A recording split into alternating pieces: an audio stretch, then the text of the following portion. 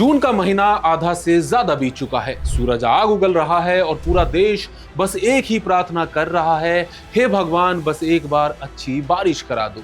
लेकिन इस साल मानसून ने जैसे हम सबसे दूरी ही बना ली है। देश के कई हिस्सों में पानी के लिए हाहाकार सा मचा हुआ है। देश की आर्थिक राजधानी मुंबई की हालत तो ये है कि वहां की झीलों में सिर्फ 9% पानी बचा है। लेकिन सवाल ये है कि आखिर ऐसा क्यों हो रहा है? क्यों इस साल मानसून हमें इस तरह तरसा रहा है और इस सब के पीछे अल नीनो का क्या चक्कर है? आज के इस वीडियो में हम बेहद आसान भाषा में इस जल संकट की पूरी कहानी को समझेंगे। नमस्कार, मैं हूं आदित्य। भारत फैक्ट्स के आज के एपिसोड में आपका स्वागत है। सबसे पहले बात करते हैं मुंबई की। मुंबई को पानी सप्लाई करने वाली 7 प्रमुख झीलें लगभग खाली होने की कगार पर है। झीलों में सिर्फ 9% पानी बचा हुआ है। जनता इस वाटर क्राइसिस की स्थिति से बेहद त्रस्त है। जल संकट की वजह से पानी की तो किल्लत है ही, साथ ही पावर कट की वजह से लोगों की जिंदगी कठिन होती जा रही है। जनरली इस समय तक मुंबई, बेंगलुरु और भारत के पश्चिमी तटीय इलाकों में बारिश शुरू हो जाती थी। समय पर मानसून की दस्तक से चीजें बैलेंस्ड रहती थी, लेकिन इस बार ऐसा नहीं हो रहा है। मुंबई की बात करें तो इसकी झीलों में 10% से कम पानी होने का मतलब है कि अगर अगले कुछ दिनों में भारी बारिश नहीं हुई तो मुंबई में पानी को लेकर त्राहिमाम तय है। और ये कहानी सिर्फ मुंबई की नहीं है। देश के कई राज्यों जैसे महाराष्ट्र के बाकी हिस्से, मध्य प्रदेश, गुजरात और दक्षिण भारत के कई इलाकों में ग्राउंड वाटर का लेवल एकदम नीचे चला गया है। किसान परेशान है क्योंकि उनकी खरीफ की फसलों की बुआई रुकी हुई है। यही स्थिति रही तो भारत एक विकराल सूखे की जद में आ जाएगा। हालात 1979 और 87 जैसे हो सकते हैं, जब अल नीनो की वजह से देश में भयानक सूखा पड़ा था और कृषि और अर्थव्यवस्था चरमरा गई थी। अब आते हैं सबसे बड़े विलेन पर, जिसका नाम है अल नीनो। अखबारों और न्यूज चैनलों पर आपने ये नाम बार बार सुना होगा। आखिर ये क्या बला है? बहुत आसान शब्दों में कहें तो अल नीनो एक प्राकृतिक घटना है जो भारत से हजारों किलोमीटर दूर पैसिफिक ओशियन में होती है।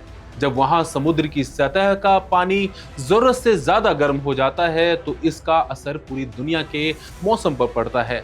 अब आप सोचेंगे कि वहां का पानी गर्म होने से हमारे भारत के मानसून का क्या लेना देना?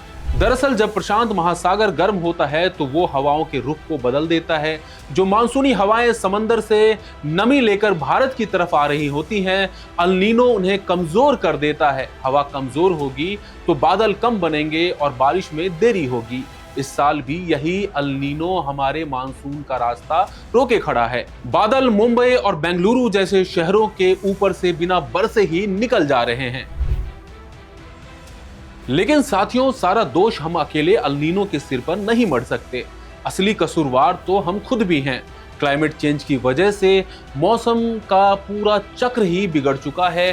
अब या तो इतनी गर्मी पड़ती है कि सब कुछ सूख जाता है, या फिर जब बारिश होती है तो एक ही दिन में इतनी बाढ़ आ जाती है कि पानी संभल नहीं पाता। इसे वैज्ञानिक भाषा में एक्सट्रीम वेदर इवेंट्स कहते हैं। इसके अलावा हमारे शहरों की बनावट ऐसी हो गई है कि बारिश का पानी जमीन के अंदर जाने के बजाय नालों से बहकर बर्बाद हो जाता है। हमने तालाबों, पोखरों और झीलों को पाटकर वहां बड़ी बड़ी सोसाइटियां और मॉल खड़े कर दिए हैं। जब पानी को रोकने की जगह ही नहीं बचेगी तो संकट तो आएगा ही। इस स्थिति से निपटने के लिए हमें और सरकारों को भी एक्टिव स्टेप्स उठाने होंगे।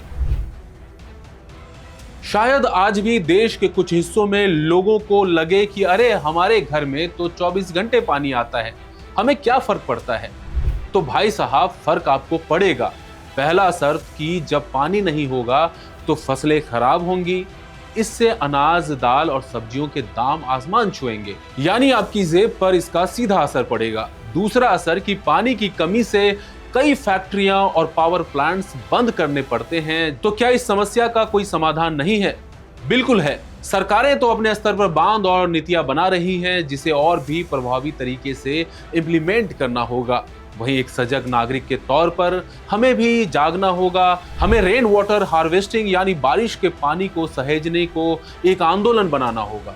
अपने घरों में पानी की हर एक बूंद की कीमत समझनी होगी। गाड़ी धोने, ब्रश करते समय नल खुला छोड़ने जैसी छोटी छोटी आदतों को बदलना होगा। याद रखिए, अगर आज पानी नहीं बचाया तो कल की पीढ़ी हमें कभी माफ नहीं करेगी। इस मुद्दे पर आपको क्या लगता है? आप अपनी राय हमें कमेंट करके जरूर बताएं। बने रहिए इंडिया.com के साथ। शुक्रिया।